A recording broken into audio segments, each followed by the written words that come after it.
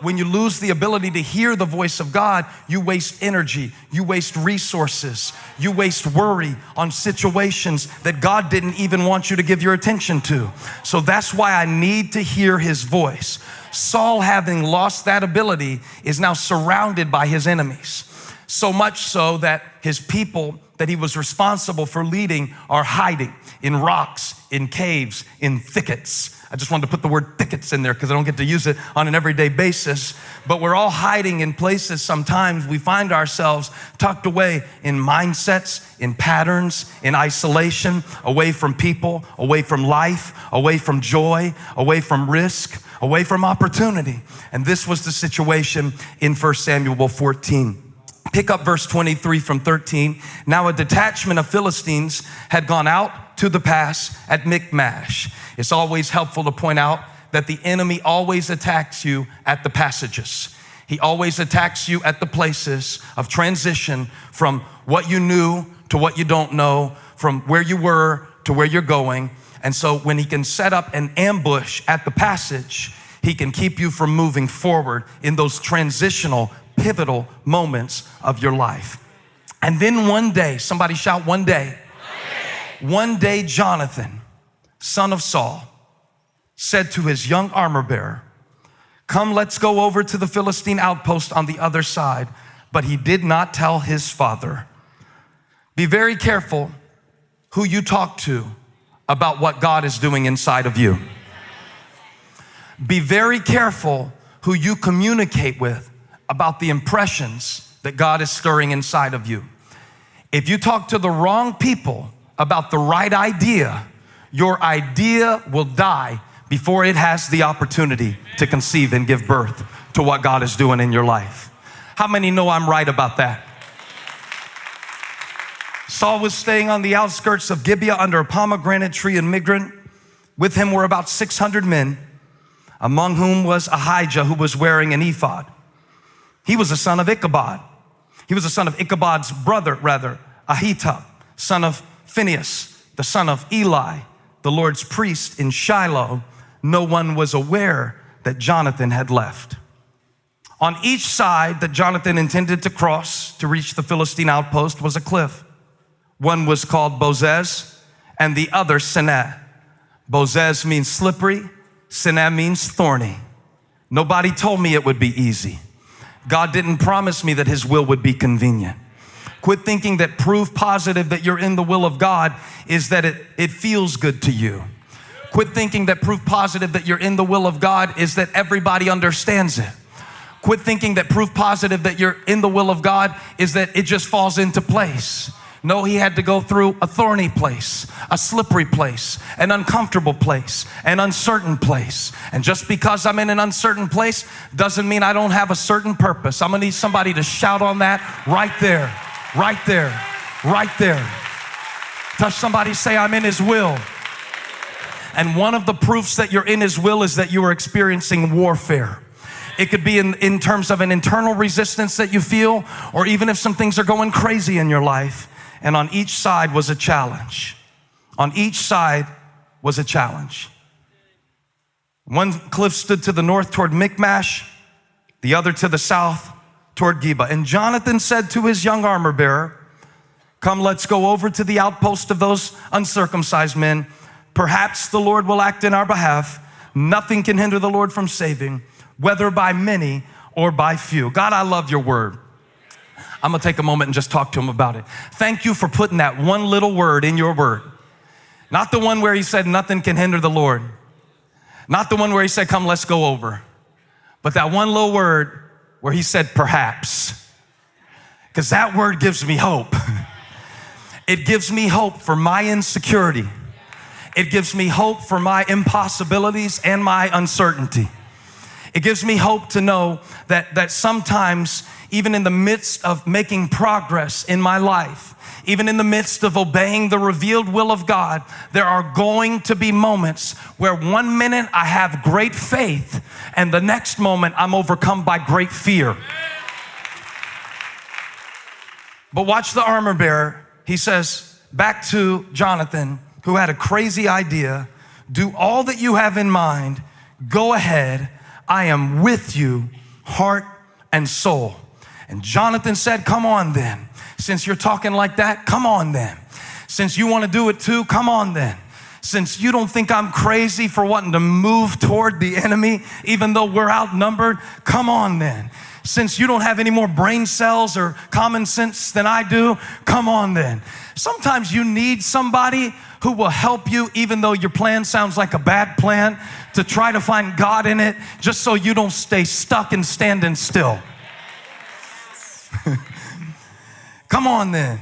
I like how he talked to him. He's like, come on then. And then the armor bearer's like, go ahead then. And he's like, well, come on then. And they're pumping each other up. They're chest bumping each other, and they don't have anybody else. Because watch this. The people who should have had faith have been overtaken by fear.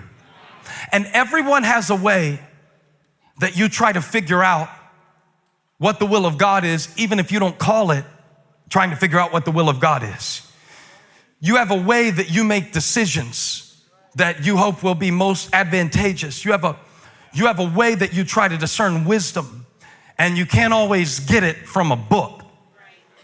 And you can't always get it from a class. And you can't always get it. Here's what I've figured out. We're all making it up as we go. Amen. This part of my sermon is meant to encourage you. All the people that are writing parenting books about 15 steps to raise a perfect kid, they left out some footnotes.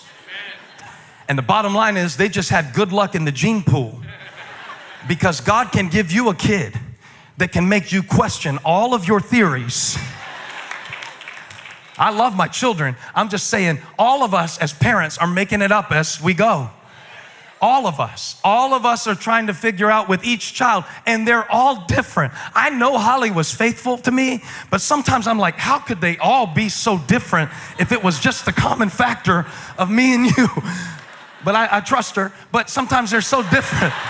And I'm like, well, you respond like this and you respond like that. And watch Jonathan's plan. This is the dumbest idea that you can find in the Bible. The only one I can think of as dumber is Moses stretching out his stick over the Red Sea.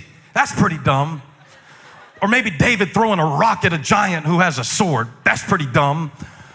Or maybe Jesus commanding the lunch from a little boy in the crowd and trying to feed 15,000 people with it. That's pretty dumb.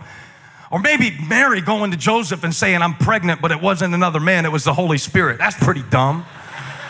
Or maybe it was a widow going around borrowing jars from her neighbors when she didn't have any oil and thinking something was, that's pretty. Now that I come to think of it, a lot of the stuff that God did in his word looked like a dumb decision to the people while they were doing it.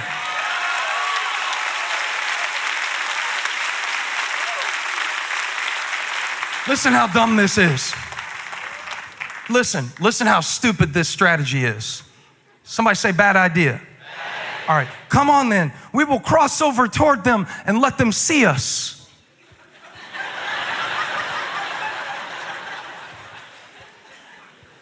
Thought you were supposed to sneak up on somebody if you wanted to kill them, but whatever. If they say to us, now watch this, he's making this up. Because I want you to notice one thing about this passage. God gives Jonathan the victory, but God doesn't say a single word. The only people who speak in this passage are Jonathan, his assistant, and his enemies. God doesn't say a word. But Jonathan, he makes up this strategy. He's an innovator. He's like, all right, my dad's under the tree by the threshing floor, and the priest isn't doing anything. And so let's go over and show ourselves and expose ourselves to our enemies. And if they say, wait there until we come up to you, we will stay where we are and not go up to them. But if they say, come up to us, we will climb up, because that will be our sign that the Lord has given them into our hands. And just when it can't get any dumber, verse 11, both of them showed themselves to the Philistine outpost. Look, said the Philistines, there's 2 of them and dozens of us. The Hebrews are crawling out of the holes they were hiding in. The men of the outpost shouted to Jonathan and his armor bearer, "Come up to us and we'll teach you a lesson." So Jonathan said to his armor bearer, "Climb up after me. The Lord has given them into the hand of Israel." How are you going to speak in past tense about a battle you hadn't even fought yet? Because I know something that is greater than what I know with my mind. I know with my faith. Faith is the substance of things hoped for and the evidence of things not seen. So, wait, it gets dumber. Jonathan climbed up using his hands and feet. You know how vulnerable you are climbing up something thorny or slippery using your hands and feet? Quick thing just for you.